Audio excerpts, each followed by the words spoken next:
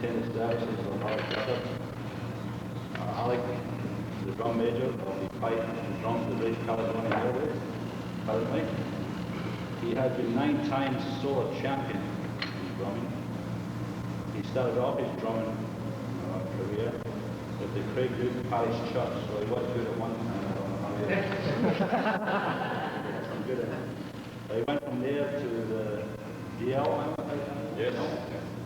And that's a great spelling. It's D-A-L-Z-E-L-L. I would never have guessed that was GL pipe then. But he did play for them for a number of years. And then he went from there to a pipe band that's not too well known, the Shots and Dykehead. He played for them for a long time and then went to the Everett Garden Stories for 5 years. From there, he was the guest player for the Edinburgh City Police Pipe Band, and then went back again to the Shots Dykehead Pipe Band for 5 years. And as I say, he's currently with British Caledonia Airways Pipe Band. So we're just delighted that the gentleman of this caliber are here to give us a workshop on drumming.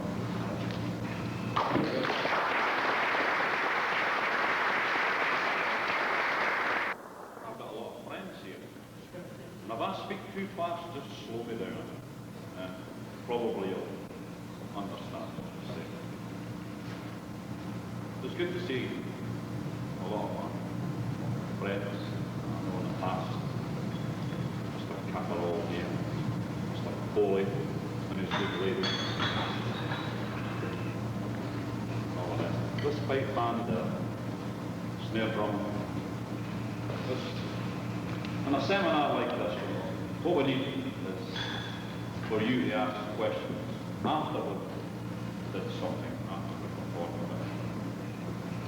We need to know, I need to know what you want to list here, we're talking about here, basic techniques, rudiments, reading, and what I've got a blackboard, playing correctly. What was that? Holding the sticks good. Uniformity of drum and coordination of pipes and drums. Are there any pipers here? Hands up the piping. Good. For 2, 3, 2. Have we got 2? 3. Good. That's good. Okay. Well, when you start talking about basic techniques, I'm going to play the snare drum first, see, before, because you can talk for 2 or 3 weeks and you can talk for hours. And at the end of the day, if you don't play, nobody's in the line. So, I'm going to play some of the basic techniques of the snare drum, as applied to the pipe band. But you can apply it to other forms, whether it's the pipe band or whether it's any other type of band. And you know, the snare drum doesn't alter, the idiom alters. If you're going to play jazz, you play jazz. If you're going to play pipe band, what you play pipe band. If you're going to play with a brass band or a flute band, or if you're going to play in an orchestra, then you play in that particular idiom. Now, the funny thing about the pipe band is that the technique has got to such an extent that you begin to wonder if we're on the right road. There are so many subdivisions used, and probably the subdivision of a triplet. I wish we had a blackboard. But the subdivision of a triplet pipe band music has been one thing that's made all these sounds faster and faster. To the extent that probably, well, we go to the extreme. But there again, I'm not going to argue, I'm not going to debate about what we play is correct. I don't think that we have the right to say that this is the correct way to play. I'll leave it to you. You can decide for yourself.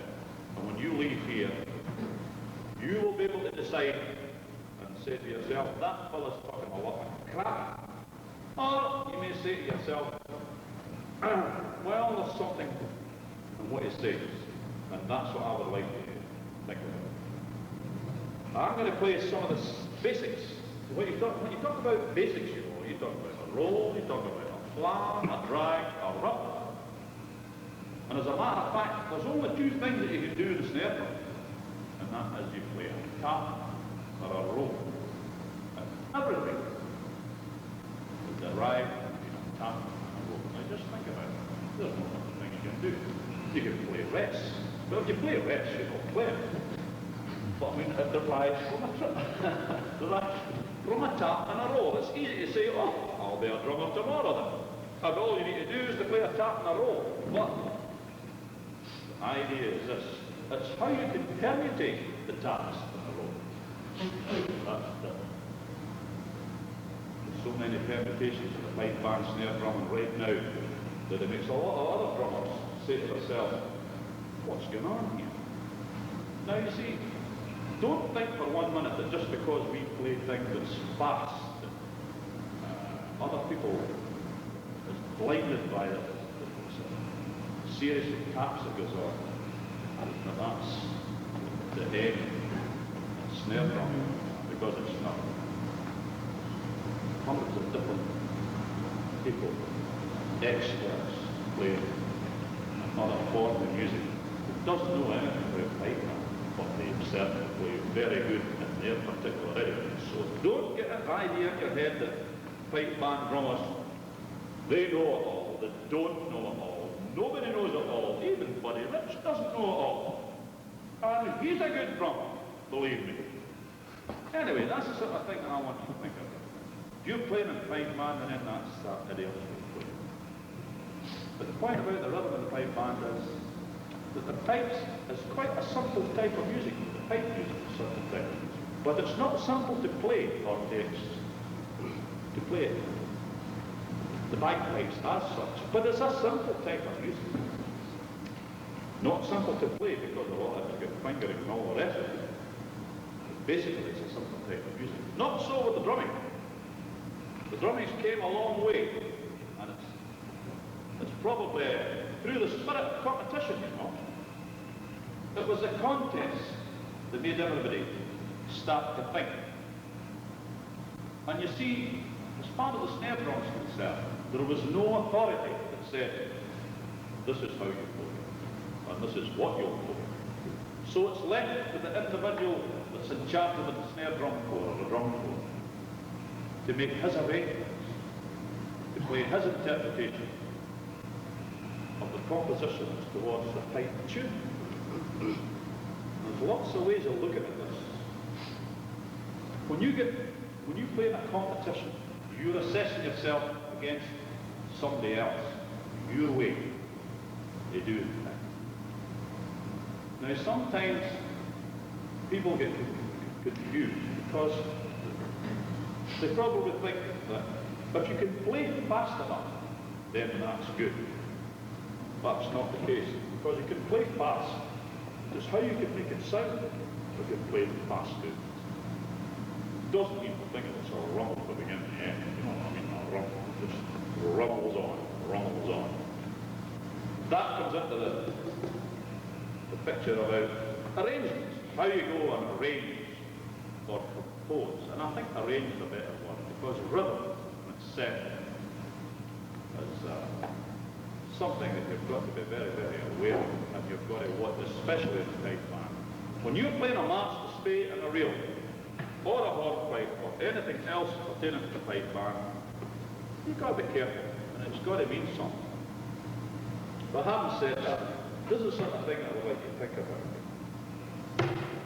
I'm going to play some of these basics. I'm going to try and play them in a way that's probably makes it a wee bit more interesting. But it's basics.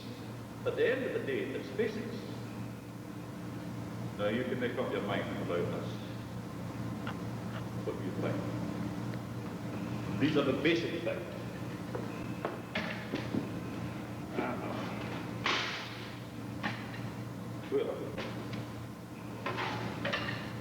I'm coming here. Here we are. All these newfangled catches and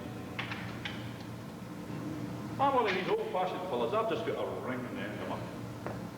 Let me take this away now, so that everybody can see. What's that, Johnny?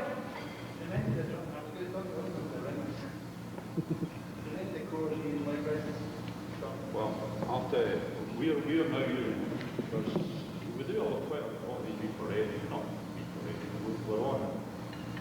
And this sonnet drum is about a couple here. There's a ridge on the bottom hook, turned out a bit. Some of the guys that have a leg hanging on, framed in a parade. It's for torture, it's the torture. What I'll do in it. Now I'm going to play a series of these basics, what I call basics. And that reduces probably what most drummers think about.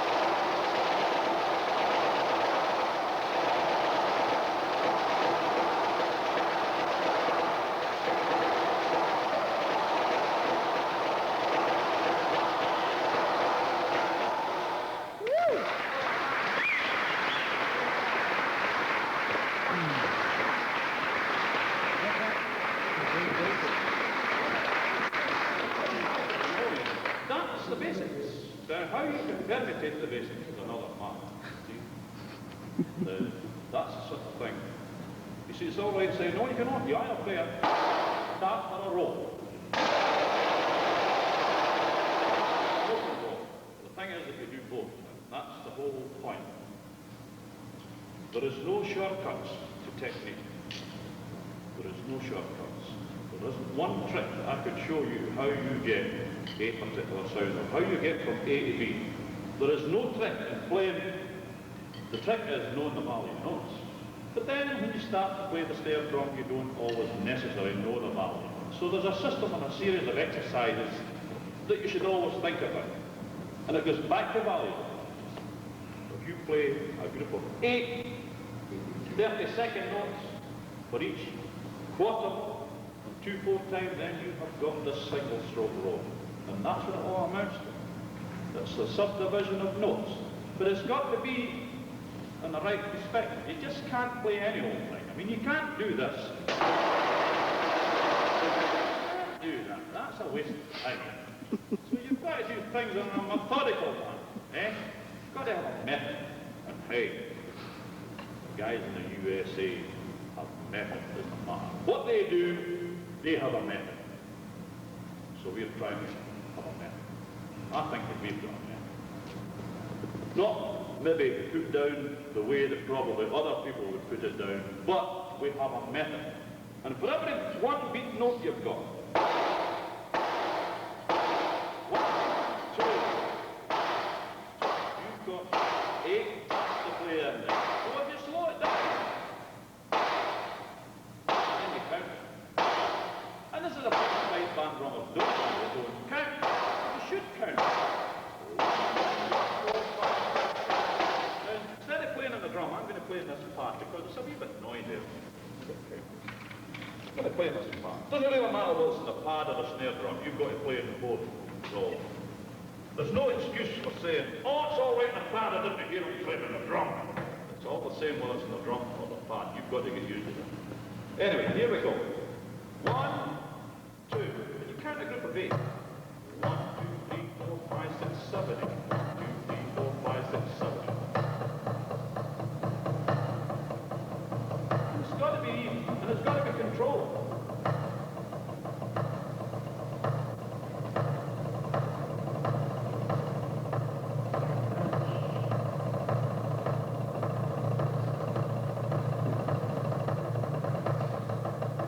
And the same thing applies to the left hand. There's no use to doing nothing to your right.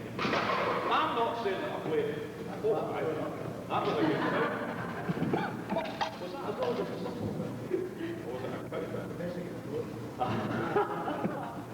But you always try to do things with opposite hand to the best of your ability. You must always try and play 1, 2, 3, 4, 5, 6, 7, 8. 5, 6, 7, 8.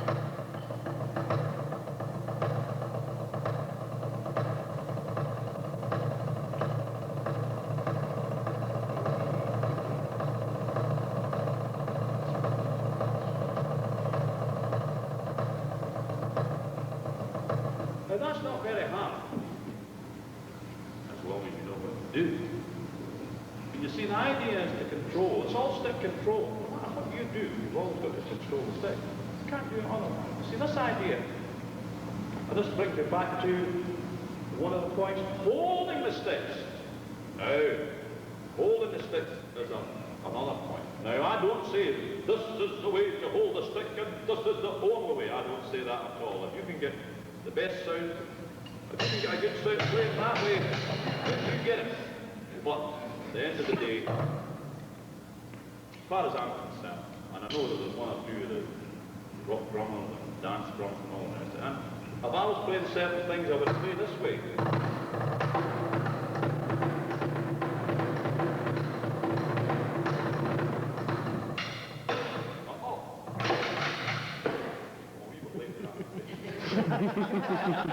Oh, but this is the sort of thing. Hey, you must utilize everything. But this is the way that I play this pipe band snare drum. That's the way I play this. And the grip that I use this first joint with the fourth finger. I don't use this method here at all. I don't use this. Nothing wrong with that. That's the way you want to use it. You use it. If you can get the speed, then that's fine. I use the first joint, the fourth finger, and I use these other two fingers, the back balance here. And that's how I use the right hand.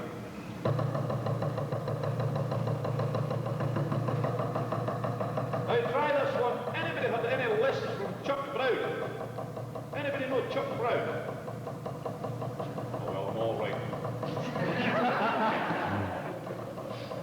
Now listen, you ready now?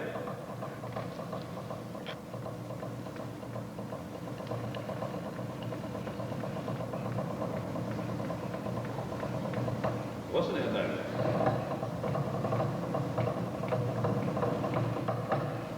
Now listen to it now.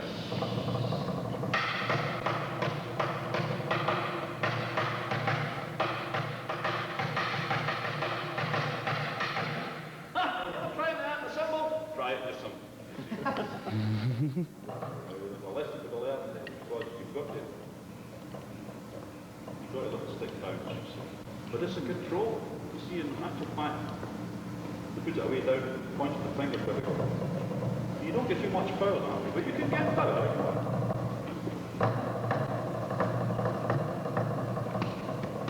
Always do this, is keep it in time. You get kind of wandering if you don't keep yourself in time, see? So are you playing P4 times? It's just a seminar, snare drummer, or what is it to do? No, but that's only I'm trying to illustrate how you can control the stick. Now that's a system that you need to try and think about. Use that first joint. Do you want to ask a question, Tom? I was going to ask you, single stroke, you recommend a slight accent to start each separate? All depends. See, you get this is the idea to start the single tap roll is to put it, measure an accent. But then again, through time, when you practice that, you practice this, you should be able to play a 2/4 time like this and play 10-second notes.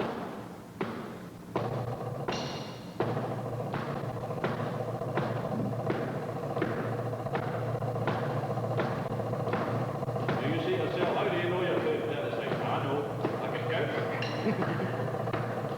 Yeah.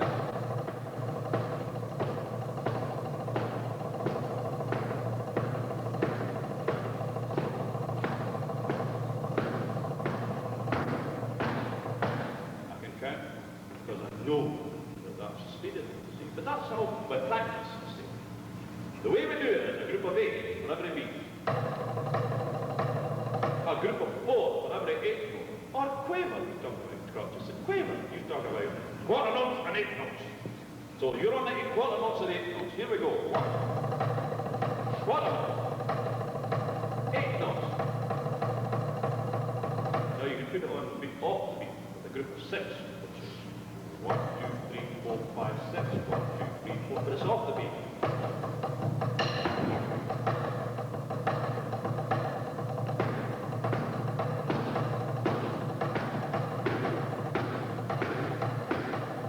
Hear it? It goes on and off and on and off. See it? There.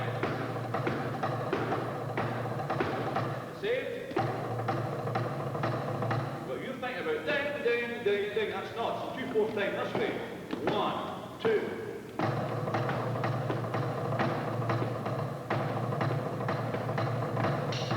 Now, if you get these 3 exercises, you get the group of 8, you get the group of 4, and you get the group of 6, and then you've got it because you can control. See? Groups of 8. 1, 2, 1, 2, 1, 2. Groups of 4. 8, 1, 2, 1, 5, group of 8. Now we're going to do this group of 6 which makes it an offbeat. Listen now. 1, 4, 3, 4, 1, 4, 3, 4, 1.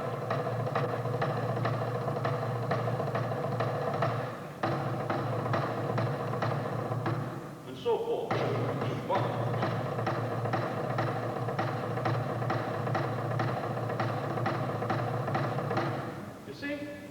So this is the sort of thing, and you've got to practice that. And in no way you're going to get that if you don't have a method. You will never get that trying to guess. What's that he was doing? This is the thing for it. The other thing is, we'll get back to the hole again. The left hand, see how I get wander? Keep me coming back here. The left hand here, this is the way that we play. We use this thumb here. The thumb, the cookie thumb we use here. You see, I know this is a system that many drummers, dance drummers use it, but the reason for that in the dance kit, and I know that. But, you know, we can get a certain amount of speed this way. We're utilising the thumb.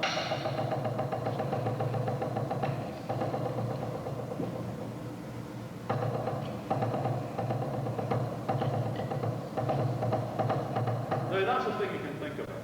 If you do it your way, and you get a cover, and you can get the speed down, you do it. I'm only trying to show how we get around to it.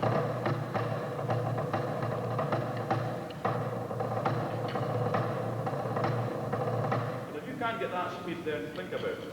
Think about that move, that's how to hold this left hand.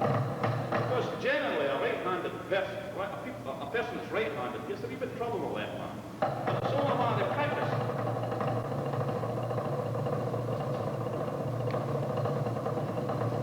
The paradiddle. And everybody in the pipe band seems to think that the paradiddle has got to go like this. That's not the case, you know. The real technique in the paradiddle's been able to play these 4 notes and play them even. Try it until you see some of these things. And then try and utilise the accents in different positions.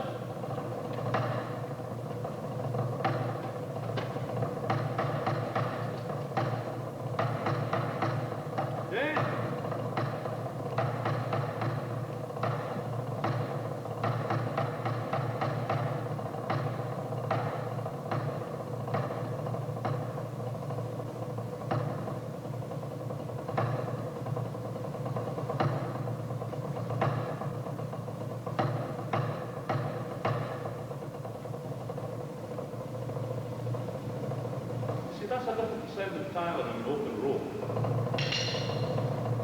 But it would be written the same.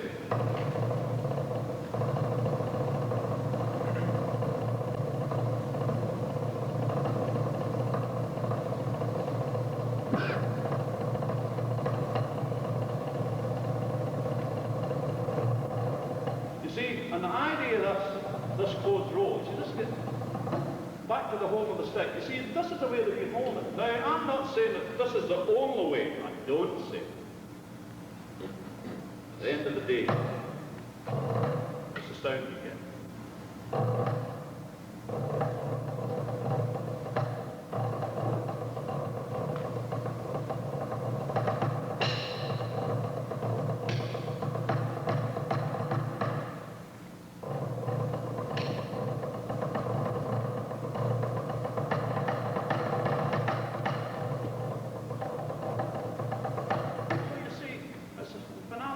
Sound. So it's something blowing a flute, a saxophone, something like that. At the end of the day, it's the sound that you produce that's important. I'm trying to give you the idea of how I hold the stick. And there's quite a few people hold the stick this way at the time. And it's the thumb that develops the technique here. Now, have we got any questions about that? Anybody else want to ask a question about this, the holding of the sticks? This is one of the items that we've put down here that people would like to talk about. Yes? How about holding it on the second joint in the thumb? You use it with the neck? Yeah, by all means. If you get the speed, you know.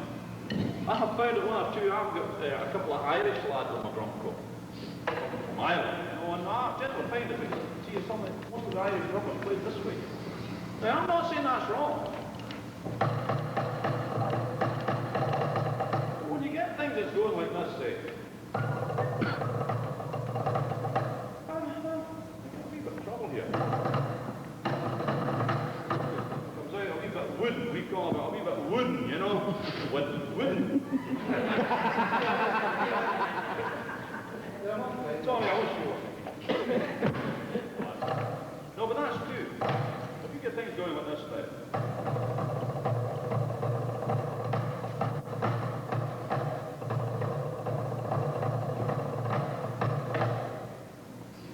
Try with the second joint back there.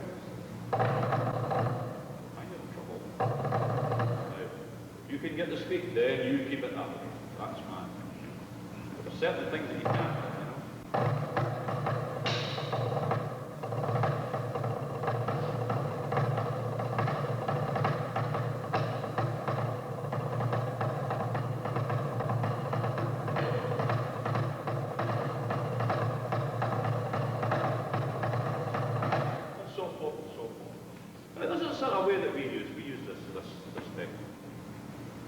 Anybody else has anything to say about holding the stick? Because I think it's very important.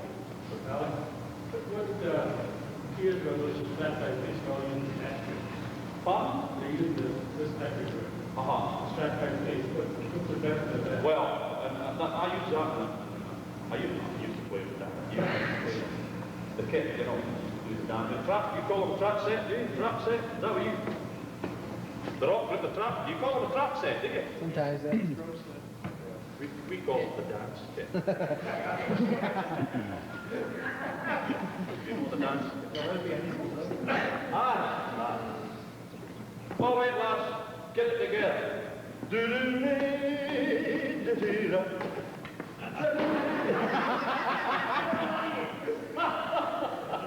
It was under the double 40 there. No, but that's all joking aside, you know, that's the sort of thing. But yes, it's handy. You see, it's handy to be able to turn your hands out. That's especially good to work with. You're going.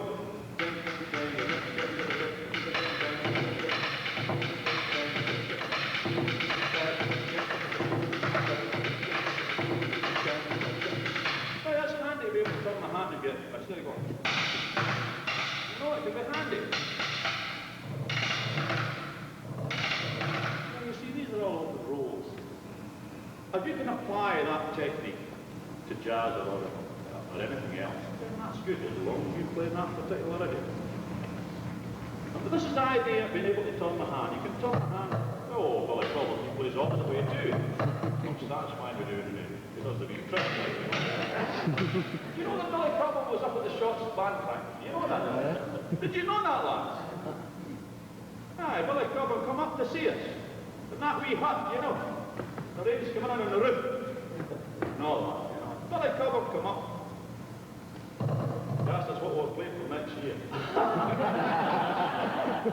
No, but he come up because he was doing a wee project in Birmingham, 3%. And he was quite interested.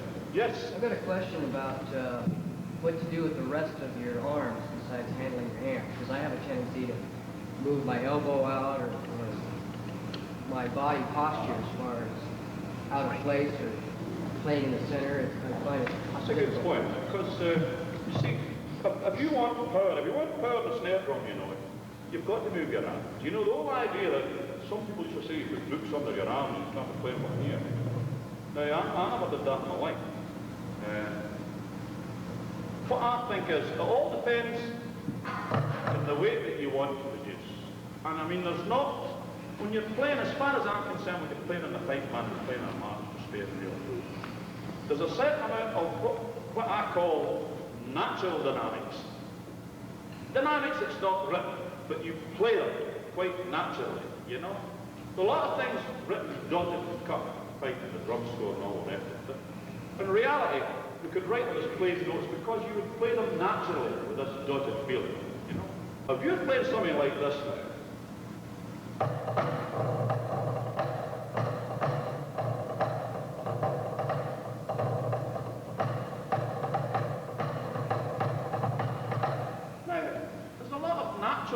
dynamics in that. And it's just like somebody playing either in jazz or any other thing, and they're playing it and it makes it sound good. If you're going to play this, now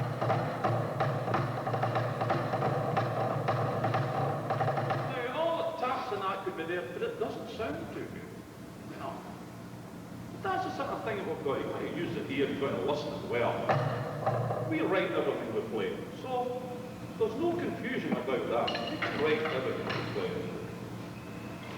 Oh, you buy it about us, right? We can write the thing. But don't let anybody think that we're going to be people that don't know the notes, because we know the notes. We write everything we play. So what I'm trying to say is, although you write it down, there's a way, just the same as any other orchestra or anything else. dance band, they have their own interpretation of it. And that's the sort of thing that we do. That's what you've got to do, right? Otherwise you're lost a wee bit. You're playing notes. And there's some drummers, really, get into the habit of playing notes, you know.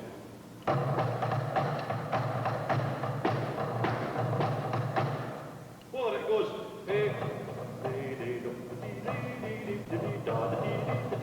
you got to sing the tunes too, by the way. It's not this part of it. There's not one tune that I play in that band that I don't know. I may not know all the graces. God, I can sing it, I can whistle it. Is there something I should know? Good, Tom. Every time we don't know a tune. Ask Tom, how does it start? Yeah, but you see, there's a musician. Tommy, what's your first name again? No, but really, that's the point. See, there is no sense anybody. But bear in mind too, I just remember that fellow was a piper then. Bear in mind that if the pipers don't listen to the drums at time and don't play in regular rhythm, then they're as much at fault as what the drummer is. I know pipers, this is a story that goes back to Wally MacDonald, the cry of the moof of Wally MacDonald in Inverness. I'm not going to tell you what the moof means. The moof means in Gaelic, the pig. So Wally MacDonald was and he met one of the stories and Wally talked, you know, and of course boys, you know, talk like that. He was always the baby stuff. One of his mates says, hello Wally, come in. Nice to see you. One of his mates met Wally at one of the solo pipers. He's a solo piper. He plays a hammer. A real character, this guy. And he met one of his mates that used to play as a hammer. Hello, Wally. How's it going? How's it going? He says, how's the band getting? I said, not bad, not bad. Playing away, just playing away. He says, who's the leading drummer in that? I don't know, I never looked far back enough to see it. Oh, that's the kind of thing you get on. Well, known as the piper's poor relation, and that's not true, you know. It's not true. Drummers, don't think for 1 minute, that's true. I'm not on. They are not on. Anyway, I'm not going to start an argument about pipers, drummers and all the rest of it. We know where we stand. So do you. What was I talking about then? The drummers that needs to learn tunes to the place. Makes a big difference.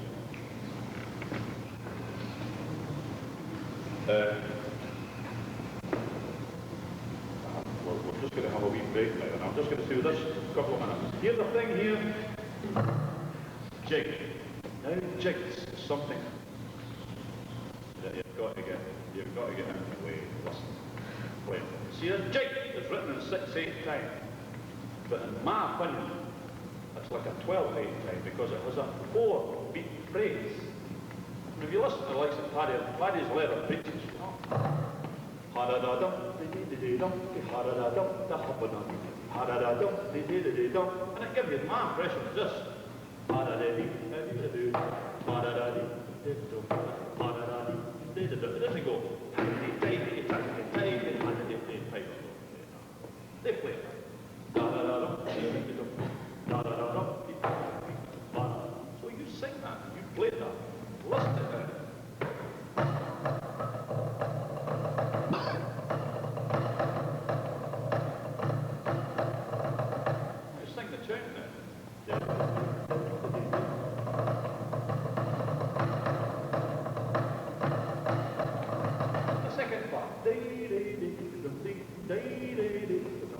One, two, three, four.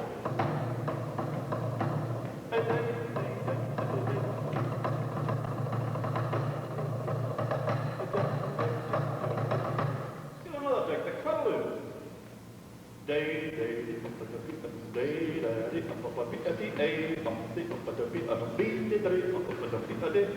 Listen to it now.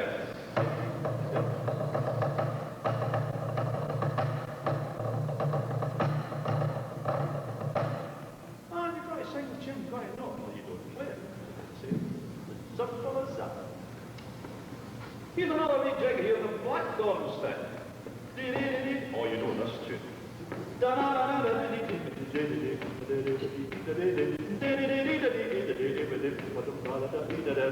Hey, no problem.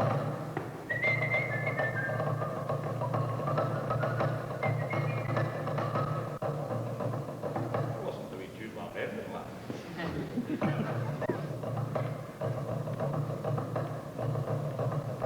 Now you see, you don't get that if you don't know the tune, do you? Listen to it again.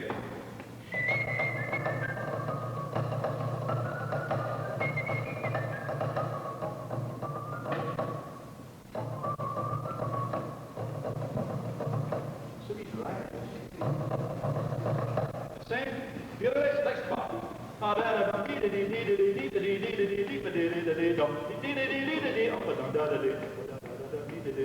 Here we go.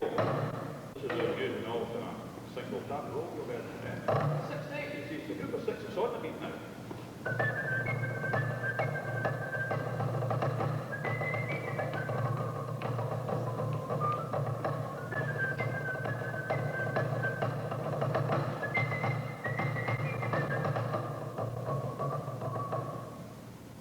We're going to have a big 5 minutes so you can have a smoke. Fill up your lungs with all that fat, stew, smoke. Give yourself cancer and all the rest of it. And we'll have time for just 5 minutes.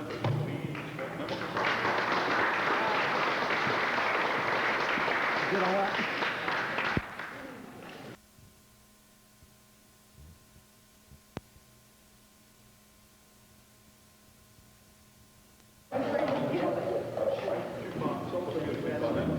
Is that a low light mode? Is that a low light camera? Yeah, it'll work in high or low. It's good. It's real nice. What did that It picks in here real good. I don't know. It doesn't my dad run. bought it. Huh? It's my dad. It doesn't run, it stays You know the stationary. big monster I've got?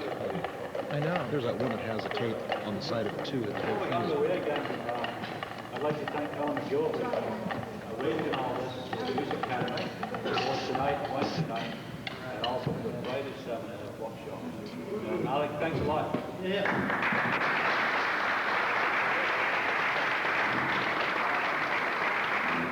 think it's a shame that we've got such talent here, the teaching and everything else, and there's so few people here.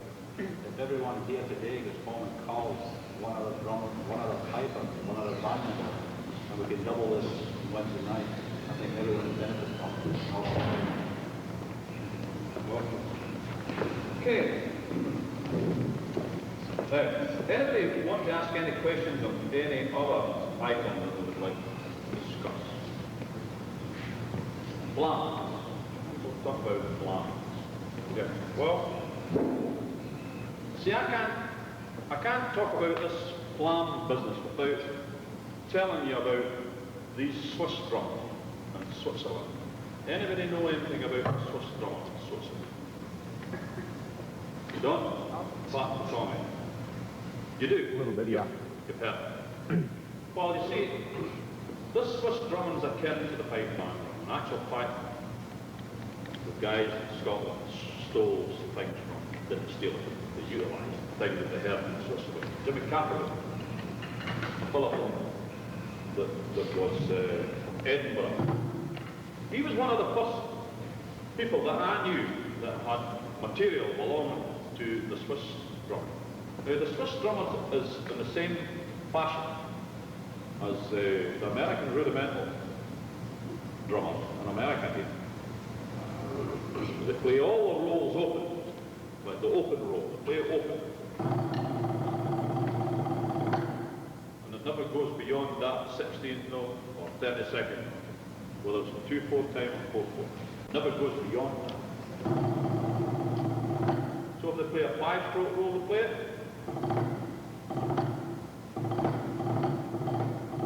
Only they play the Flam along with it. Now listen carefully. They play this way.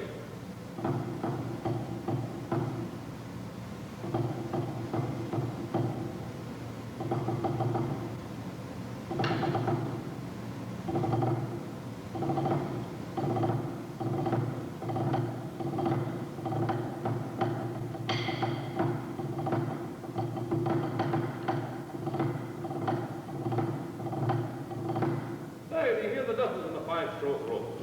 The ordinary 5-stroke rolls like this.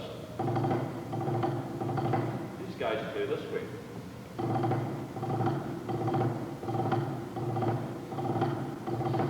Try it. Give me a bit of time. You should try it. Anyway, the Swiss are the people that utilise the Flam the best for the ability. When I teach a pupil how to play a Flam, I ask them to develop a high hand and a low hand this way. And you always lead with the low hand. Now that's a wee bit confusing to start. Because you get people that's going to play a Flam.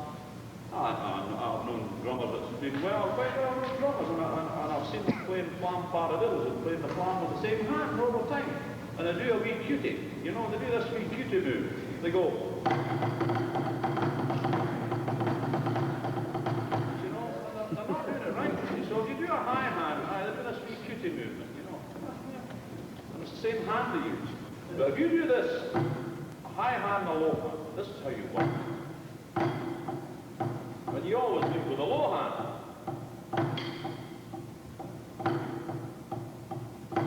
And this is Flam paradiddle. But you should use the Flam first.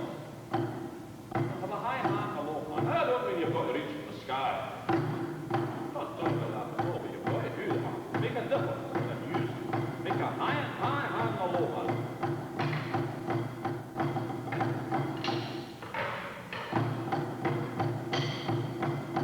Now the thing about this is, it's a difficult thing to play a Flam, make it nice, make it sound. An idea of a Flam is to thicken a note. If you go like this all the time,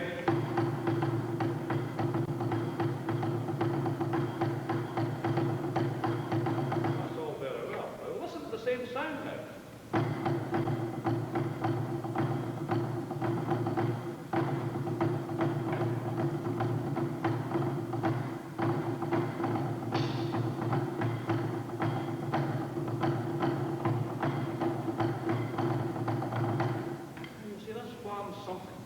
Really need to work at that one. There's a lot of different moves to do. The Swiss play what they call a Flam tap and a tap Flam. They write it in their score as mainly a tap Flam, but it all depends on the position where you put it. And this tap Flam is played this way. And everybody says, oh, well, we've heard that before, but it's different because they play it this way. The main tap is in the right hand. Listen. Tap, flap, tap, flap. It's not that at all. It's tap, flap, tap, flap.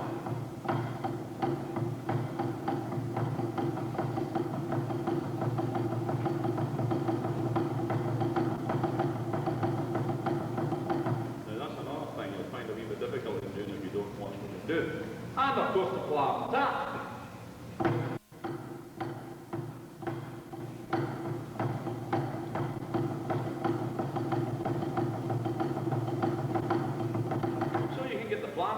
Tap, Flam. Work an exercise. You can build it into 2-part break, okay? But the paradiddle is a great thing for joining things up so that you get it in each hand. Listen to it now.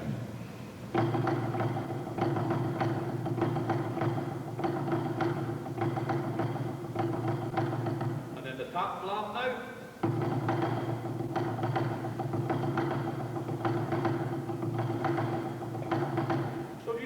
Together. Now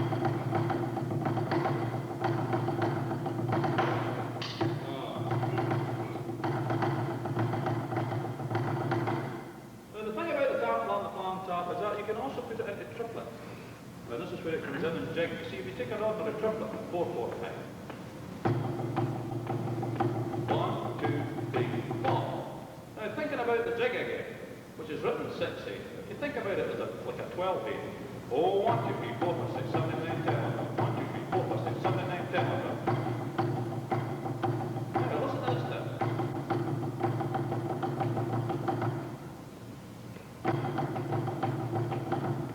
Hear it?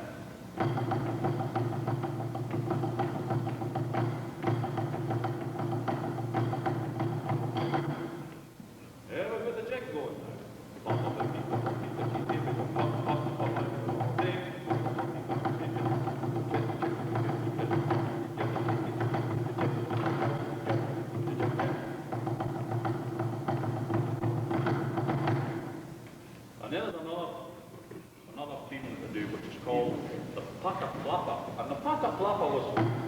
taken from the French type.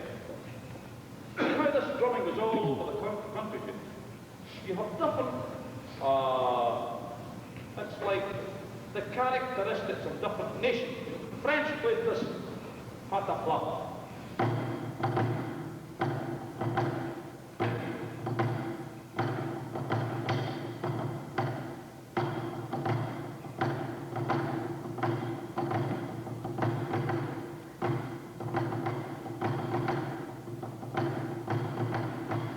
And immediately you get these two flams together.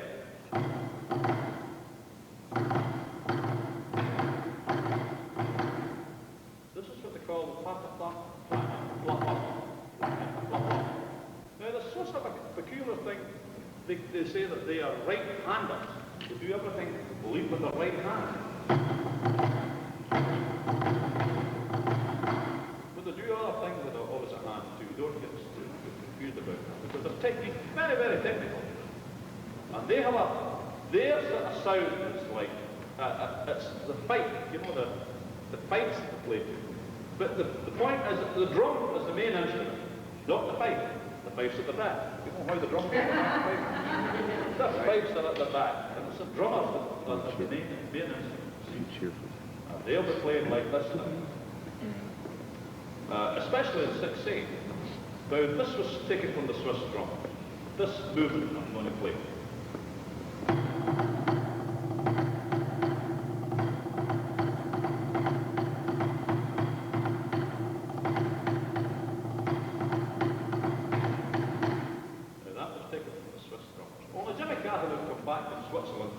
Many years ago, and Jimmy played it.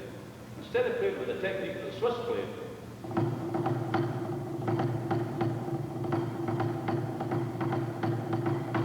Jimmy played it.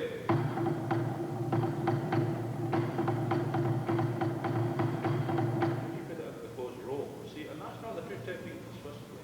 But having said that, they play a very, very, very good dynamics too. They play all the pianos and the bottles, you know.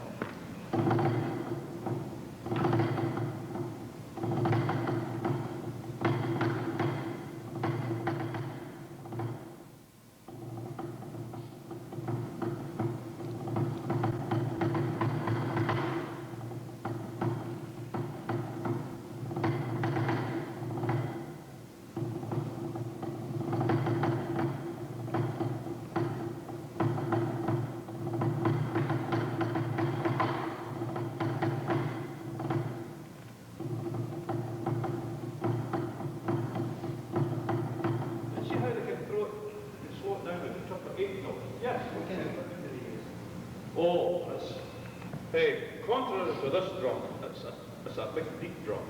They're not concerned with getting a sharp sound the way we are. They're looking for a flat sound, but it's got tremendous power. You know? And they only use about 6 gut snares in the bottom of this drum. They have no top snare, and it's a brass shell that and they can get some sound out of this. They can get some sound. This is a copy of the Basil stick, you see. This is a copy of you see a stick? And there's a reason for it. They play the snare drum when you hear the double. Look at the difference. And this brings me back to a point about the tone of the snare drum. See, I think we're getting to the extent now that the tone of the snare drum and the pipe band gets so sharp, I don't know where it's going to end. It's going to end up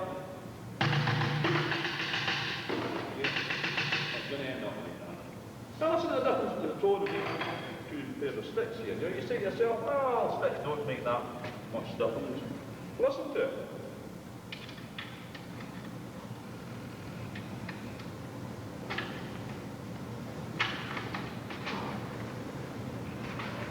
Now, here we go. These are the ordinary sticks that we're playing with before, eh?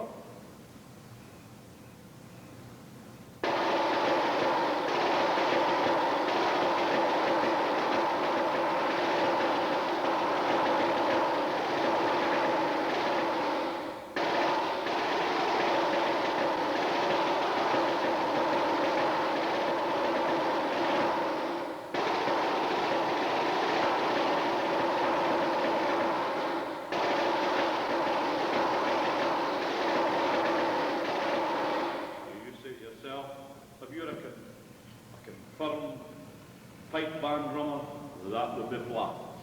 Okay, flat. Okay. Yeah, that's flat. Hey, would you say that this is the tone of a snare drum?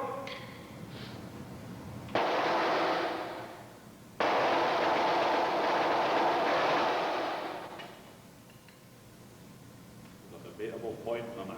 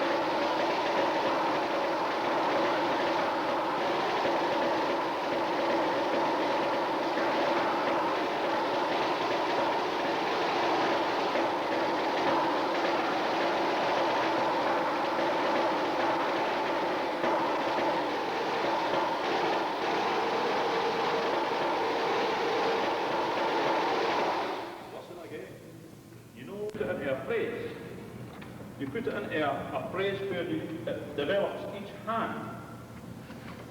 And to me, I think that's the best way. It doesn't really matter what you play. If you want to practice flams, then the flam is.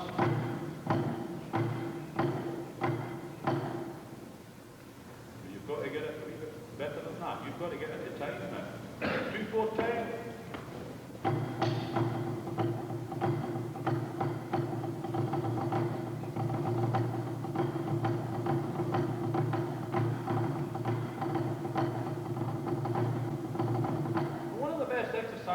For utilising the flam is to play the flam triplet. People don't use the flam triplet too much. It's a very good sound. The ordinary triplet. And if you want to accent it, now you utilise the flam now.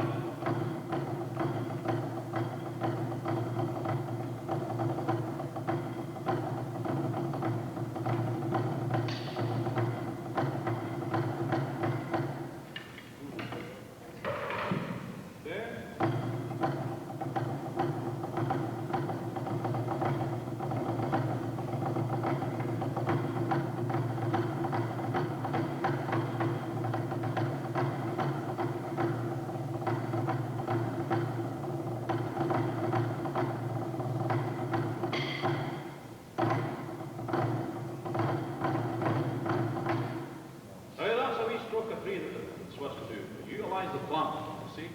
And instead of doing, what you do is you practice it.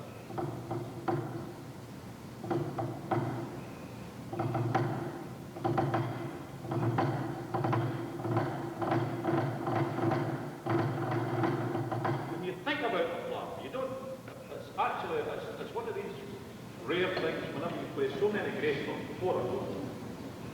If you start with a flam, actually it ceases to become a flam throughout, you know, but you can definitely get a good accent. And it's on the beat. Put it up. It's not. But it's,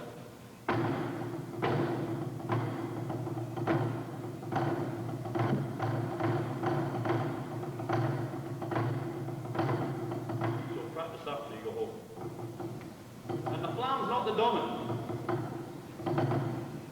How the flam's jet with the dominant. It's the last tap, that's the dominant.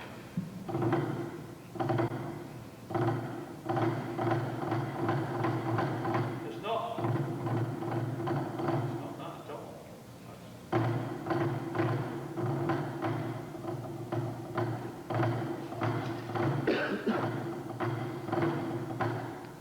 Now these are all sort of things that came from Switzerland.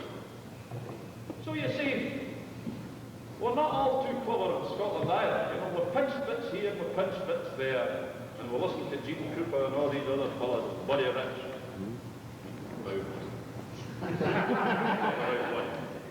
About. should know better than me. He's quite a character. When he was interviewed in one of the talk-in things,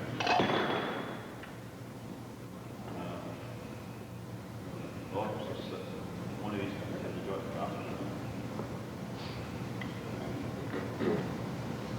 Johnny Captain said, "Buddy, I believe you are the greatest drummer in the world." He says, "That's right." "Isn't that right, Eddie?" The drummer was an organ. "That's right, buddy."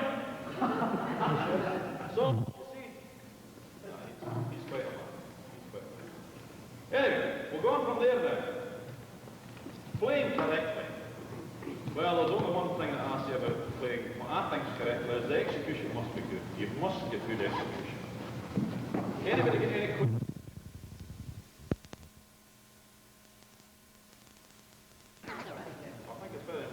We find it very necessary. We use it in everything, really. We probably overdo it at times, you know.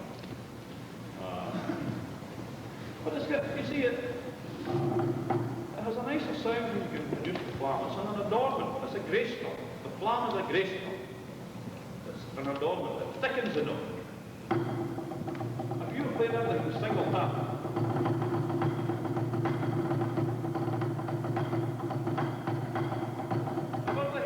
single taps like that, you know. That's a wee bit different whenever you add the Flam.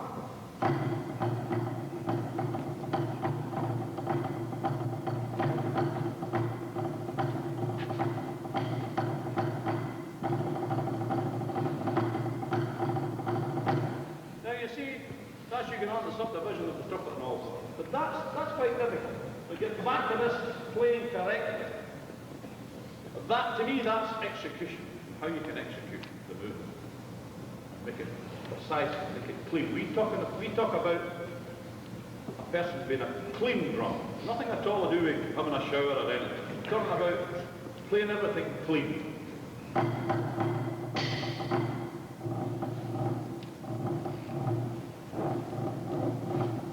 Five-stroke roll, for instance. If you take the five-stroke roll as an ordinary eight-note roll,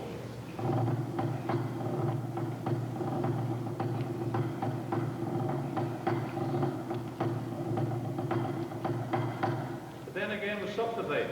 But I'll still play this five-stroke roll. Half the note value. Listen to it now.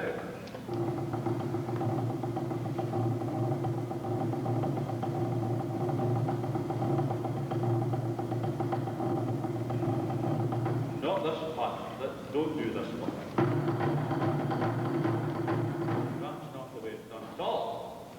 I mean, if you were playing that and I heard that, I would say that's a sort of slap dash of the thing. That's not the true technique at all, you know.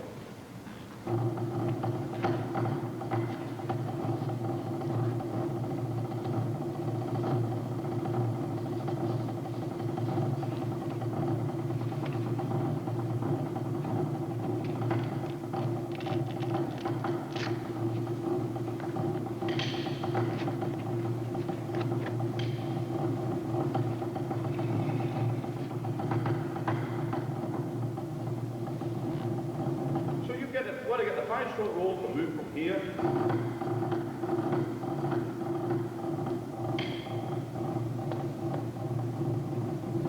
Back to the paradiddle again. Same note bar.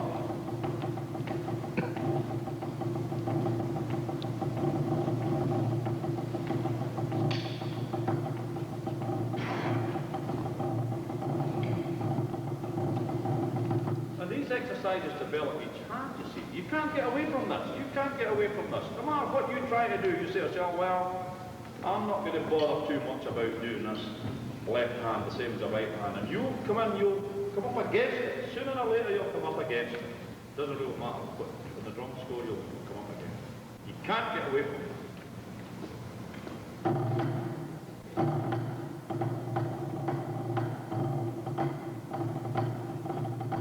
Now you see, again, there's such a thing, if you take the triplet, and this is what I'm talking about playing clean. If you take an ordinary triplet, and this is the way I look at things. If you take an ordinary triplet and you start subdividing, you know what I mean by subdividing. If you take, here's the B notes, here's the B notes here. And I take one of these notes, and I subdivide it, and I play two of the notes. I haven't got a blackboard, you see. Alan, we'll need a blackboard sometime. Will we subdivide this triplet? Same. Take an ordinary triplet now. A triplet is 3 notes played in the time of 2 notes of the same value. Now think about that one. It's a law that states in music, everybody's music, that states that a triplet is 3 notes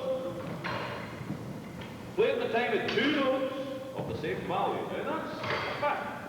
1 and a 2 and a 3 and a 4 and a... We keep it a 4/4 time now. 1 and a 2 and a 3 and a 4 and a 1 and a 2 and a 3 and a 4. Now listen to me. I'm going to put accents on it.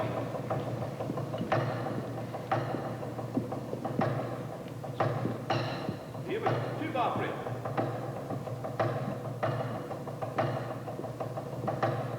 Now I'm going to subdivide the triplet now, where the accent was.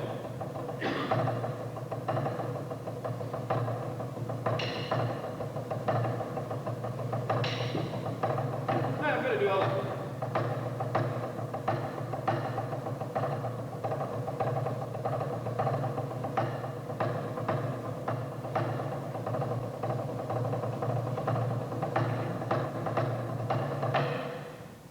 Satisfied with that, then we want to put the flam in, see, the same position. And this is how it goes.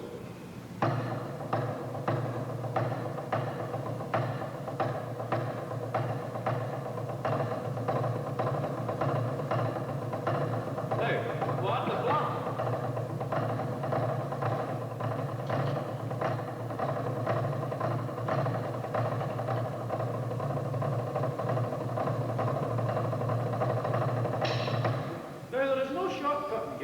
And that's how you've got to work it down. You've got to work it down to the basic. So long as you've got the method there, that's how we get it. That's how we arrive at some of these sounds. When you hear some of these things. Now,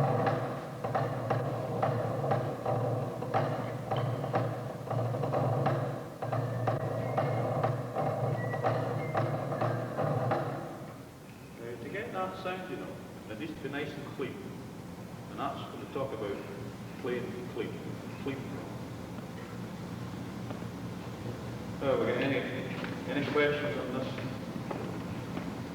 Think about it. I think that this is there is no substitute for experience, you know. It takes time for you to think about all things. How did you arrive at this? How did you arrive at the next thing?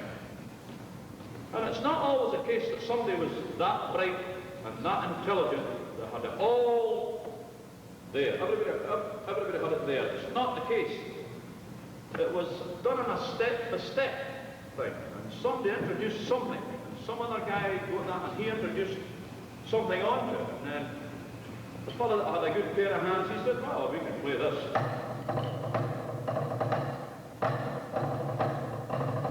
Then we find that guy, he was a guy that could sit and practice. You know, practice until you had it at his fingertips. See, I don't believe for 1 minute that anybody sits down with a bit of paper, puts pen to paper, and puts out a lot of value notes and says, now I'll try and get something here. That's not how it works. Never worked like that in its life. It came through people having the good technique and being able to utilise each hand, and one thing leads to another.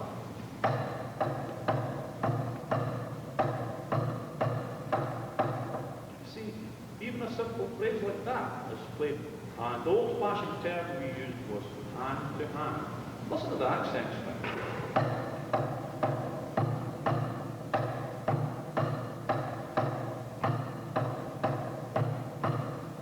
Now, I'm going to use the flat.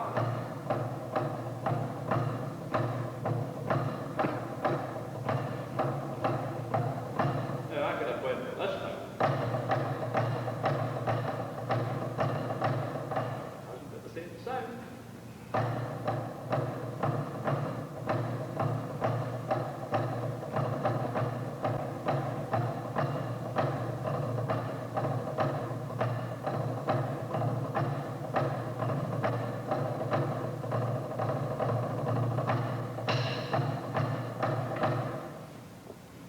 Now you see, that's how the technique is built up.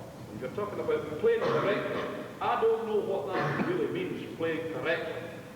All I know is that if I hear the sound that's done precisely, clean, and it produces a good rhythmical sound, then I would say that that's correct.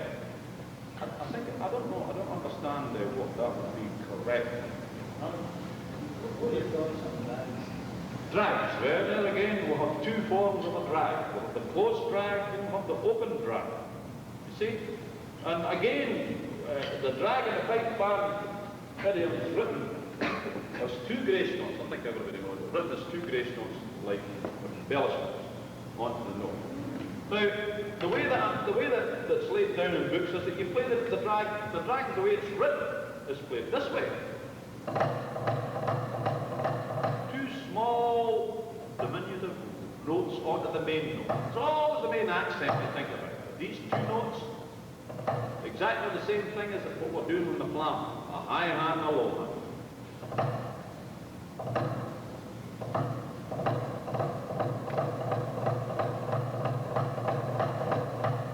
Now, that's the way it's written.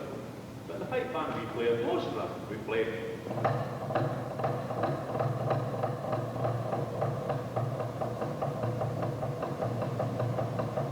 now you say to yourself, you get the rudimental drummer off the stage. That's not a drag, that's a buzz, or this or that. You know, that's not true. Because that's what you call the open drag. And the closed drag, there is an open drag and a closed drag. Listen to it now.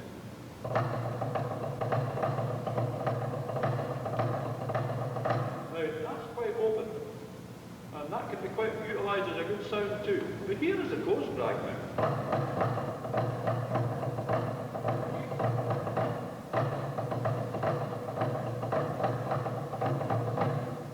Now that's been utilised too. Listen to this now.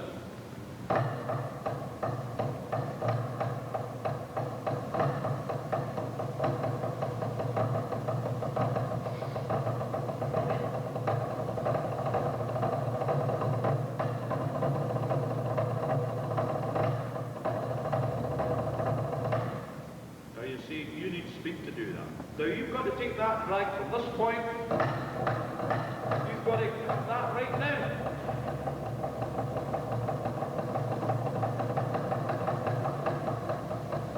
And that's not too easy. To get that in that group of six.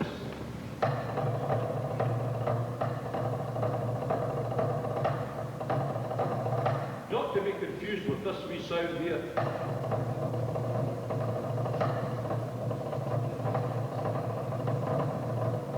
That's a drag tied on another. No, that's just a roll. It's part of a roll. It's the same thing here.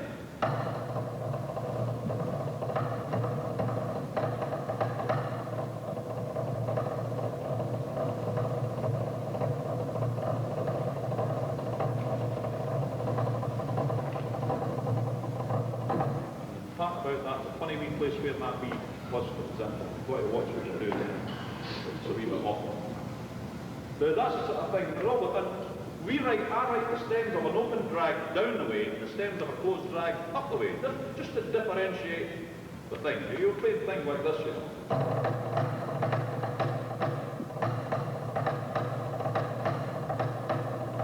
It's like the rhythmic cue to play it now.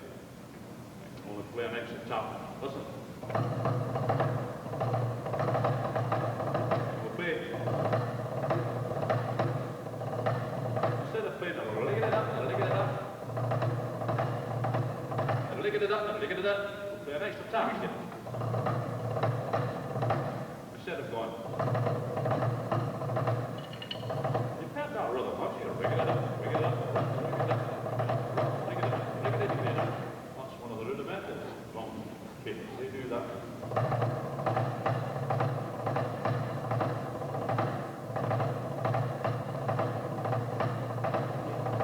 So we'll put an extra beat in it. We'll do a thing, crossing the mints. It's to suit the habara. Eh? Listen to it now.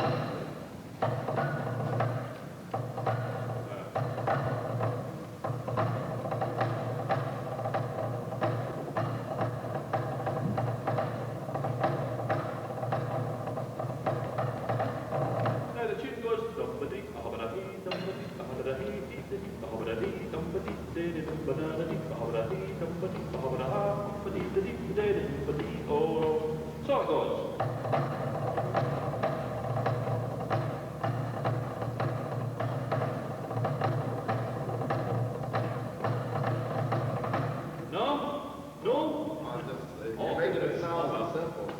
Well, that's how the two goes again. You give it a shoot, but I'm beautiful. Let's do it like that. That's not true, Tom. I heard you playing good. That's what I told you. That's true. Right, any other item? Somebody asked about the bass and tenor. Well, I was going to ask a question about the section drum as a chorus sound in general, and specifically tenor drums and sections.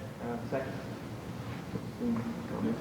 Yeah, well, you know, everybody's got their own conception of that, and as I say, that's the right way, because, you know, everybody should have their particular character and their own conception. The leading drummer, I suppose, is the guy that writes the scores, does the thing. You know, my own idea is this, that I hear quite a lot of drum chords, and the tenor drum is featured quite a bit. Now, it's all very well if they do it in the right places at the right time, but just to make the tenor drum like to come out and be a solo instrument amongst 26 players or something like that. I don't like that too much. I think that it infiltrates, and so much so that, you know, that some of the tones of the tenor drums are ridiculous. Ridiculously flat, some of them. Some of them are ridiculously sharp. And here we come to the position about what should the bass drum sound like? What should the tenor drum sound like? Now there's an argument, no argument, I mean, there's got to be some logical reason for saying, I think my bass drum's got the right sound. How do you know? Did you measure it against something? Or what do you go by? What does the bass drummer go by as regards tone? Or what does the lead drummer look for as regards tone of the bass drum? You see, was you going to say something? Come on. Well, you see, I look at it in this fashion. You see, when you go into the realms of tuned percussion, you've got to watch what you're doing. Anybody play tuned percussion? That means the timbres, the dialects. Anybody play the timbres? You do. Well, here's the point. The bass drum as we know it, there's two schools of thought, you know, on a bass drum. Have you ever listened to the bass drum on a military reed band? What you call it? We call it military reed band. You call it what? A concert band? You call it a concert band? You know, like the marine bands and that? You know, with wall instruments. Do they call them concert bands? Or? We call them military reed bands. You know, when you have reeds and brass together. Now, you see, there's two schools of thought here. And the bass drum used in that type of band is meant for an effect. And have you ever listened to it? It's a thud again. Woo! This is a sort of woo! Sort of thud again. Now, I don't think that's the sounding pipe band. I think the sounding pipe band should represent a note of some description. Now, it's all very well. If you want an effect, and you get this dull thud, that's fine. But I don't think it suits the pipe band at all. Now, I'm only telling you my idea. Now, to get notes that represent the bass clef notes. Have you ever watched Tiffany Howitt's bowl shape? A bowl, it's a bowl. Now, the bass drum, I don't know whether we've got the right cubic, that's a good word, cubic capacity. and cubic capacity to get these notes that you would try to get in the timbre. Now you say to yourself, but, well, where do I go? And I say this is the way I think of it.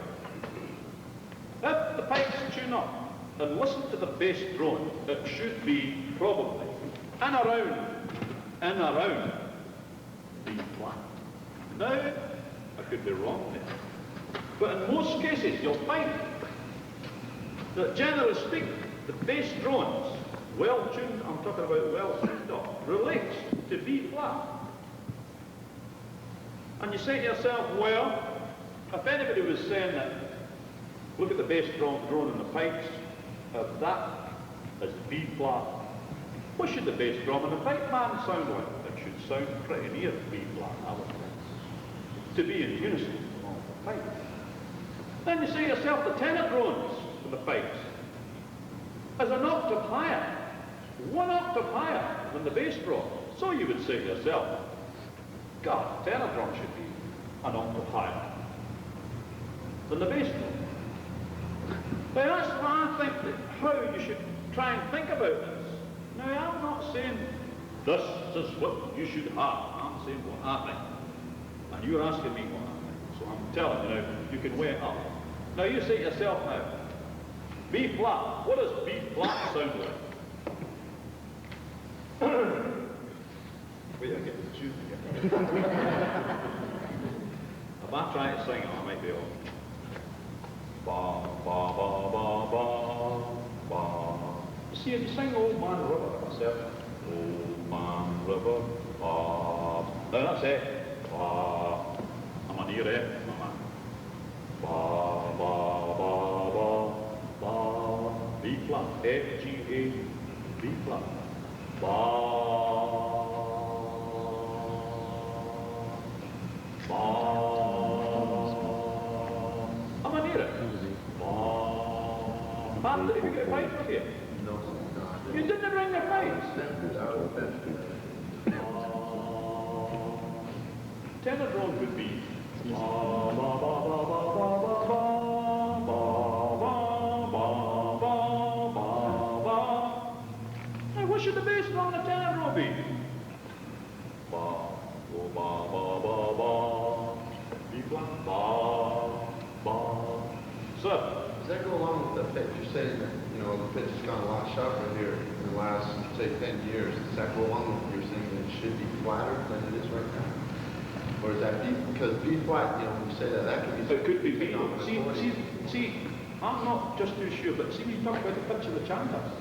Yeah. You see this? I once asked a fellow at one of the summer schools, he was a piper, but he was also a master organist, and that's what I said, where do you work at, Jim? He said, I'm a master organist, and I said, you're the man I want to know. You tell me, what scale is the bagpipes on? And he said, concert B flat, sir, and others, and others. So you've got to be careful. You see, pipe tunes are made up of modes.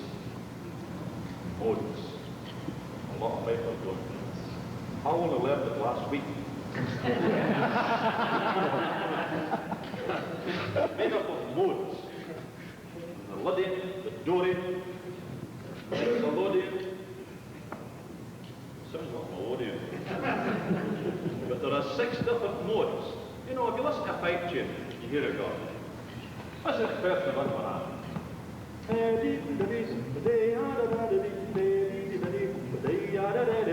then it goes.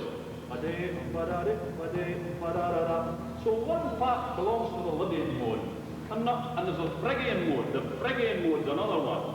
Now, I'm not just too sure what it belongs to, but that's how pipe back that belong to modes. And this is for the principal of music teaching at school. And hey guys, know what I'm talking about.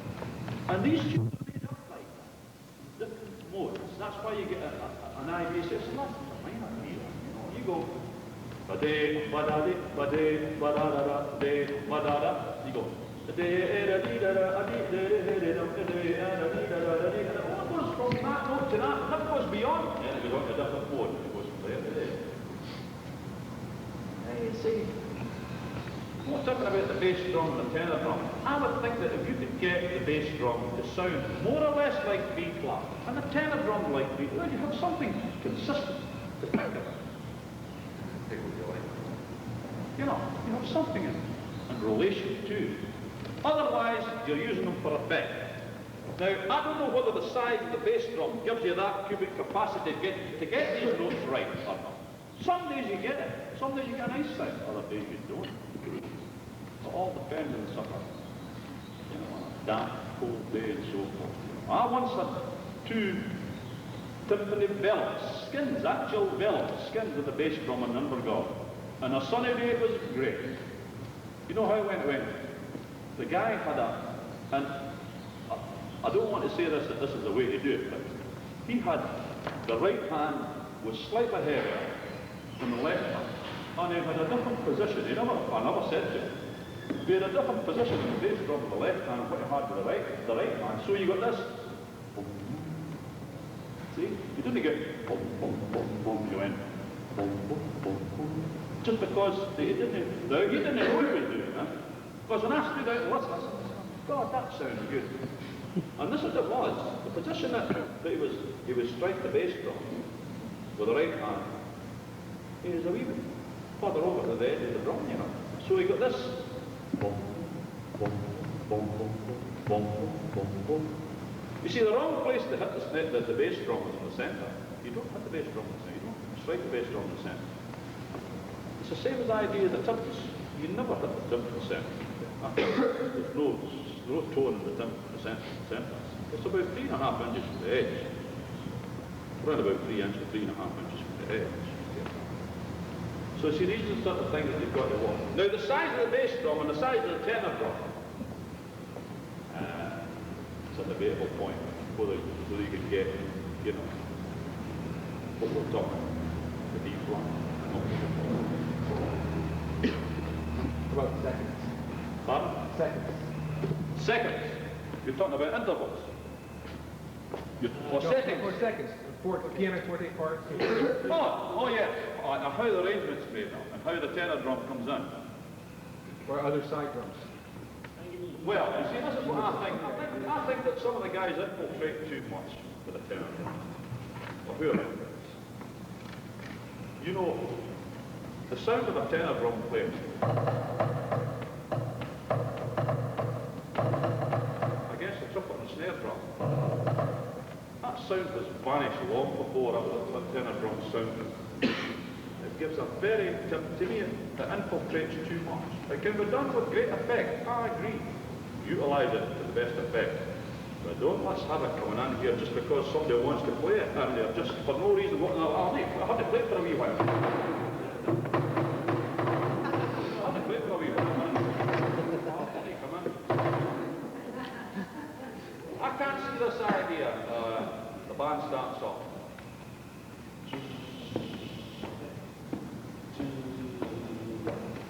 Hey hum ba dum dum.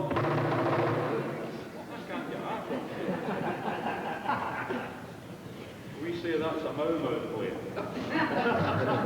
A mau, South Africa, mau. I can't see where that's a good musical sound. Can you imagine a Scottish orchestra sit and play from and some guy in the orchestra goes, no, I don't get it. By all means, try and get an effect and utilise it, but I'm very aware. Personally, I would rather hear the bass drummer and the tenor drummer playing time. And you say, well, this is another question that arose quite some time ago. What's your opinion about utilising the bass and tenor other than playing time? And when they said other than playing time, that meant that playing time was of no consequence. You know, some of the very few bass drummers and tenor drummers can play in time. No, easy playing time. That's not. I can assure you, strike up your pipes or play your drum and play it in time, and you'll find you're a good bit off. Now, from 1 to 2 to 3 to 4, it can't go 1 in 15 16, 1 in 31, 32, it's got to be bang on in time, and that's not easy. That's not easy. I don't care what anybody says. It's not easy. I would far rather have that bass and tenor playing in time and have a bit of the mau stuff coming in. Any old way. What does it mean? What does it mean? It's not a great technique for a start, and especially if the drums are no tune. Where are we going? If the drums are no tuned to represent something, where are we going? That tenor drum, I would far listen to the bass drum being over prominent than the tenor drum. The tenor drum's not the best sound in my ear at all. It's to back up the bass drum, not a solo instrument at all. I don't believe the tenor drum's a solo instrument at all. I don't believe it. However, I'm a solo man with a pen. Yes? Do you have recommendations for like a match and a chord drum where how do you go about it before people snare drum design? Well, Getting them. I would find sound. If it's possible at all to get the sound the same. But sometimes you get the lead drum a wee sharp, and some of the drums of the drum chord flat, and another too sharp. I'd rather bring that drum down the lead drum back down to a level where you would get all the sound. There's no doubt about it. If you get drums to sound, damn it, say you'll get a better sound than that. Yes, the question really is, how do you go?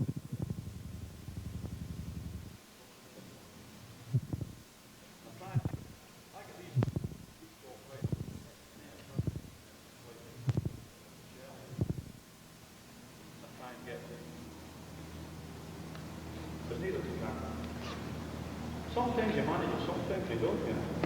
Sometimes you always get one drum. No matter what you do, you know, and it could be with the height. So, you see, it's very important that the height of these snares to get, you know, a reasonable sound. See, I'm not wanting the sharpest drum in the world. I don't want the sharpest drum in the world. I want a reasonable, clear sound. I don't want the sharpest sound. That's an anemic sound. To me, that's anemic. It's thin. I mean, you can go to the extent where, in here, you know, you can't measure, you can't assess the tone of a drum in here, this tall, this big white ball here. The echo and all that. But really speaking, I'm not really looking for the sharpest. Where are we going to go on this idea about tone? Where are we going to start? I mean, if I come out here with a sharp drum, and another drum chord comes out with sharper drums, and then another drum chord comes out with sharper drums than these, well, when do we start? I mean, if a pipe band comes up and plays a chanter, or sets a chanter, say 12 pipers playing a chanter, it's too sharp. First thing they'll do is flatten. They'll open up the reed for flatten. Now, why is it that I'll never hear a snare drummer saying, my drum we've never heard the drummer. You go and you play in a different type of band, you go and play in a brass band or a flute band, hey, I'm not concerned about getting a sharp sound here at all. So why is it that we've got this idea that we can't get this drum sharp enough? I don't agree with that. I think we can have them too sharp. I want a reasonable sound. I don't want it too flat, I certainly don't want it too sharp either. And I think that we're conned into this idea. See, this is the easiest thing in the world for an adjudicator to get something against you. Drums are flat. Drums sound a bit flat. That's how things go. People get the idea of thinking. For instance, nobody's ever come up and said, this is the pitch of the snare drum. Snare drum's an effect, you know. It has no definite pitch. It's an effect, just the same as a cymbal. Same as a triangle. See, only it's cut all the resonance off. It's a snare. It's only an effect. You couldn't say my snare drum's in B flat, could you? Maybe it is. I don't think so. That's an effect. But you see, there's many ways of looking at these things. There's a lot of different points of view, and I'm just trying to give them up. Okay? The thing, if it's done reasonably, well, and done musically, and has some sense attached to it, then by all means, I would say you utilise the bass and tenor to the best of your ability. Not just for to infiltrate, thinking that, well, I have to come in for a wee while, I'll need to do something other than play time. And I thought that was quite funny. Here I'm struggling to play in time. And people's trying to wash it aside to say, other than playing in time. That's one of the most important things to learn. Play regularly. And get the sensation to play regularly. That's hard. And to get 8 guys, a bass and 2 tenors to do that, and 12 or 14 pipers. They're the worst culprits of the lot. Pipers blow up, eh? I say, you don't have to worry about that here. Is that right? How is that? No, don't guess I'm not big. I was going to say, when the pipers blow up, the agony bag. No, I mean the pipes. That's a funny term. There's an agony bag player right. Could you say something about unison? Well, yeah. Basically the unison within the... Yeah, well, this can be utilised to a good effect too. You have the drummers coming in and the piano, 40 parts in the piano.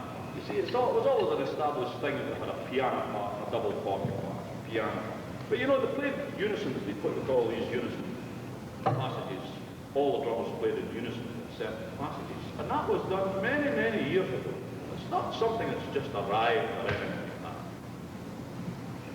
But it certainly adds to the sort of colour of the thing. There is no colour in the snare drums, but to me it adds a bit of dynamics too. It adds that, you bit of taste that thing. It adds to the overall performance, and it adds to accentuate certain passages. There's no doubt about it. Plus the fact that it keeps all the drummers aware of what they're doing. They've got to be able to play everything in the parts, not just, you know. I agree that unison should be played to the best advantage. Especially when you get rolls, when you get some of these closed ones. Now these things can be made to stick out. And even accents, especially, you know, this sort of thing. There again, we're onto this rhythmic kick. It makes it sound, makes it stand out. And that's what your job is.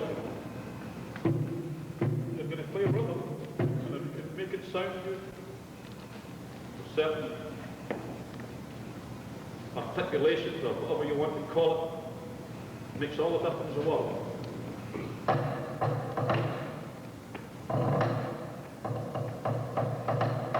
You know, it can make a big difference.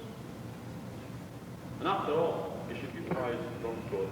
As I said, there's quite a few bands that's come out and played double 40. I don't agree with that either. It becomes a wee bit sort of, you know, very, very powerful sort of thing, all the time. No doubt about it. This is all in your arrangement, what your idea, and this is what it's all about. You've got to get your own character. You've got to do things. I just what you say, it seemed that they never played unison before, and then they started playing unison, and it seemed that, to me, it seemed to peak. And then the records I hear, unless I'm not hearing the records right these days, they don't seem to be put as much variety in unison as they maybe a couple of 5 years ago. And maybe it's just me. Well, I always utilise the unison passages in the drum score, because I think it means something. And there's very, very good. That drum Cameron we played that, the fourth part especially. Now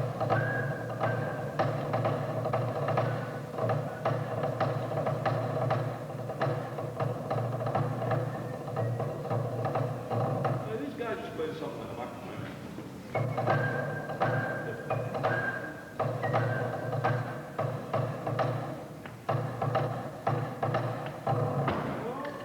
And it certainly made it sound good, you know, it makes it sound good. It makes it alive, so I think. Are you alive? Yes? The roll-off seems to be a pretty basic thing, but I've heard a lot of variations from bands doing crescendos in the roll-off to bands using tenor drums, rolling with the snares. What's your philosophy on the roll-off? Well, I prefer to have a wee bit of a crescendo on a 2-3 bass roll. I don't particularly like this bash at the beginning. I think that you can separate the men from the boys, you know, and listen to these 2-3 bass rolls, the introduction rolls. That's what we talk about a roll. Right. We talk about the introduction roll, which is a roll. Same thing, you know. But in other words, and this is another thing that happens in the drum. Whereas if you get people that's playing different pulses and rolls, you see, it's not very easy to get these 2 3-pace rolls to sound like one and be bang on here. Because what happens? All depending on the tempo of some of the tunes, you know. The tempo varies a bit. If you're playing the likes of, say, you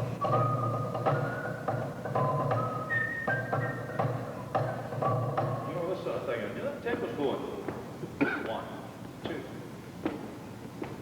1, 2, 3. You've got to come off and 3 banging the button. Now, it could be that you could be a slightly one pulse out there, and you land on opposite hand, and you could be late, you could be early. Now, that's the thing you've got to watch. And the next thing that comes into is how many pulses are you going to play in that APD? See? Now, this goes back to pulses and rolls. You play an ordinary 3-pace roll. That is 1, 2, and off, and 3. And the ordinary 16th note pulse would be 1 and a 2 and a 3. 1 and a 2 and a 3. Now, that roll would sound like.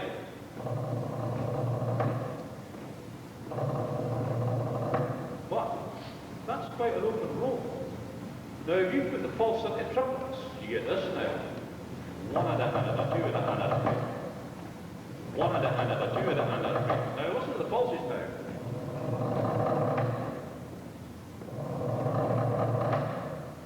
That's a triplet pulse we're using, you see? The difference between an ordinary pulse. Then, hear that? Now, I'm not saying that's a bad roll. I remember Wally Patterson. Wally Patterson could play the loveliest roll ever you heard, and he was only moving half the speed that we were moving. And he could make it sound good. I'm quite sure you know about that song. That's very good.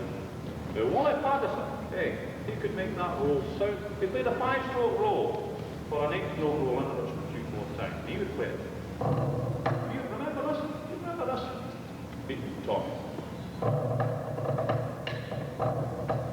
Oh, forget it. But there was part in it went.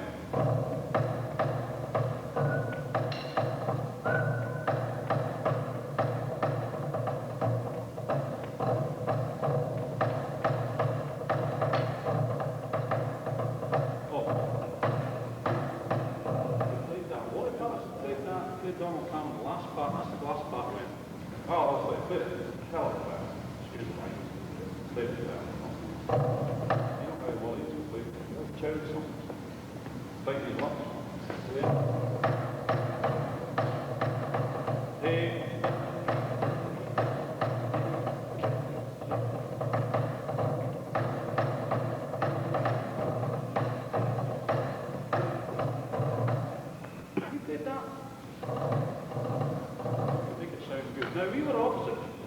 10 minutes to go. 10 minutes. 10 minutes to go. Maybe Johnny Carr.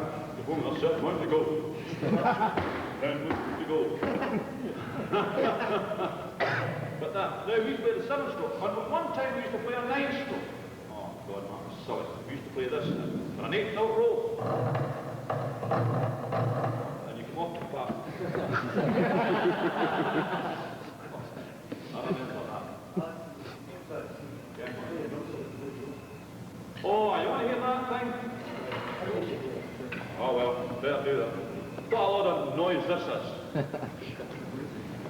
Okay, but I was wanting to illustrate that the 7-stroke roll is probably the most the most comfortable roll to play. It's an 8-note roll, you know. Just drum and play the 7-stroke roll. The quality of the roll depends on the quality of the drummer. And the quality of your roll depends on the quality of the drummer. And how you can play the pulses.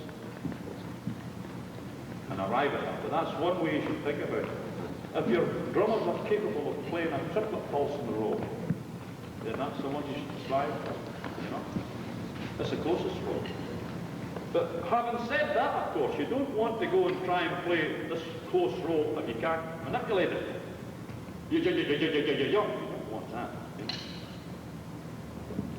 Okay, well, How do you guys get these things in? I'll tell you something. Like 3.5 mil battery in this, huh?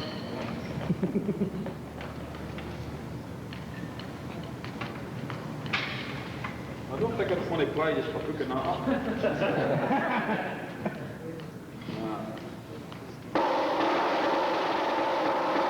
What sticks do you want to hear this? These ones are... The what? Your favorite ones. Why does the paper say he wants to hear the flat? Now you drummers He's a listen. paper, that's how he's a paper, he don't know any better. They call me he's a paper, he don't know any better. See what he's got.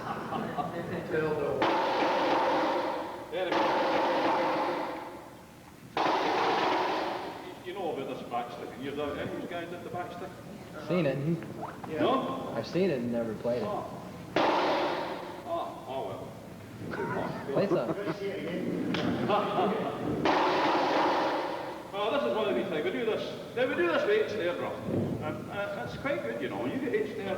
We put the snare drummers out in the front when we do this, and the bass and tenors at the back. We're not. We don't want to be. We don't want to be too forward, but we like to see the snare drummers in the front. I'm only kidding. Here we go. This is this thing that we do. There's a bass and tenor part.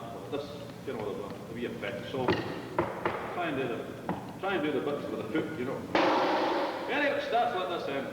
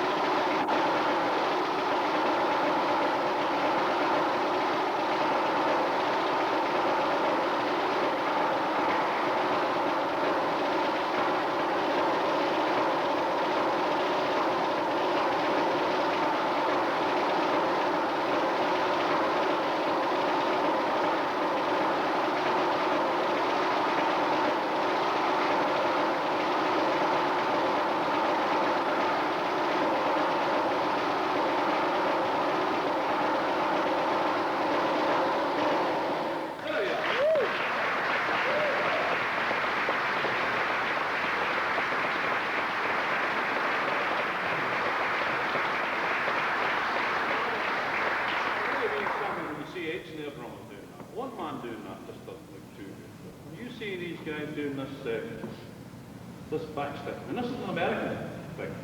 We copied it from America. Copied a lot of things from America. I've tried to copy the money.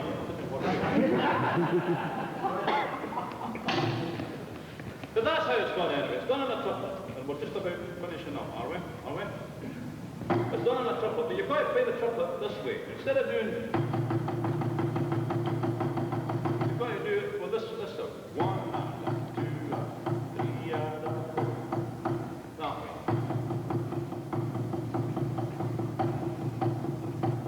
So you do it one against the other. One's on the beat and one's off the beat. So you get 1, 2, 3, 4, 1, 2, 3, 4, the double tap lets you turn the stick. 1, 2, 3, 4, 1, 2, 3, 4, 1, 2, 3, 4. You notice how I put this to the side, Tommy, I get me.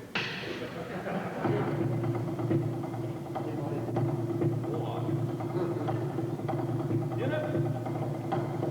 Of course, you can do all sorts of things in flams too. Now, that's quite tricky, you know, you need lots of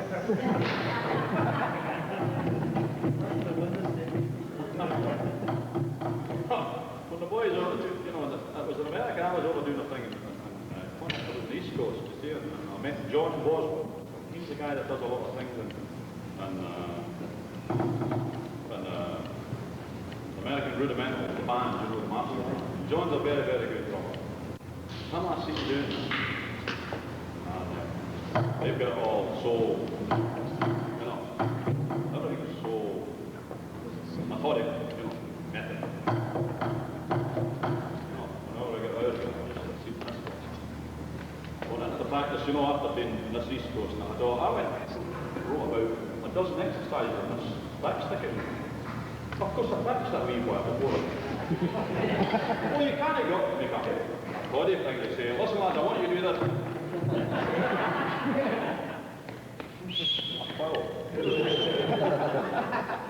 So, I went up and jumped up. I'll never forget to do the jump up in space. Right, but if these fellas do a thing like this, watch how it's done now.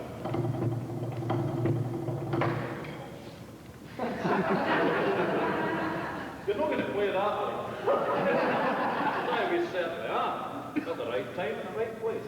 But anyway, that's how it's done, you know. It's easy, and it's nice, it's a show thing. And it's, I think this is what the Swiss do for me. Oh, you can get it out of the dust and blue bit, you know, right away.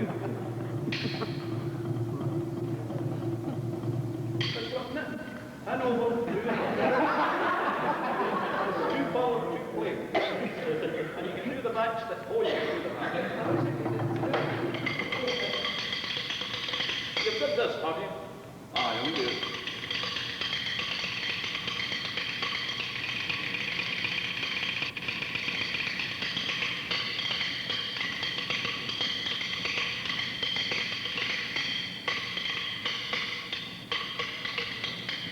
I'll get that. I'm not got that yet.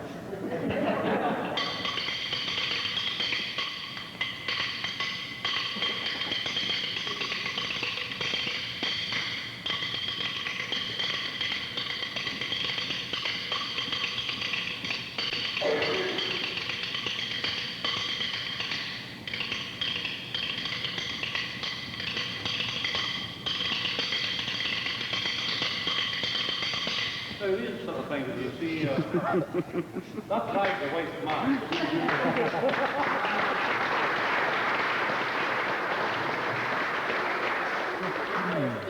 Click it. You know, playing this in the house, you know, Drew, he was on boy. Everywhere you went, whether it was caught up to the practice hall and all. Sitting all, what it was starting, you know. But that's a thing, you know.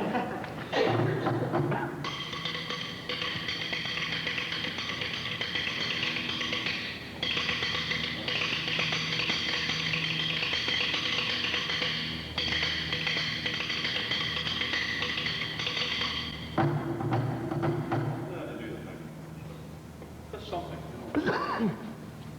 things, you know, to be done. And you know, think about it this way. There's so many different types of drumming going on all over the world, and we are only in this wee square here. The pipe band's there, and all this stuff, they're all over countries and all over else. There's a tremendous amount of drumming going on all over the place. We only know this wee bit of our own. But, having said that, if you apply yourself and get this technique, it's an advantage. If you want to play other types of drumming, it's an advantage. You'll never be caught out playing a fella or anything like that. Always have the equipment. You see, you ask maintain if you've got the tools. If the tools is your hands, not the sticks. If you've got the tools, then you'll be able to do the job. None of the stuff. That's provided to you. You do things with a wee bit of method. And I think we need to wind it up. I would like to thank you for sitting and listening to all this rubbish. This last 2 hours. And if you have gained something out of it, good enough. That's what I've been here. So thank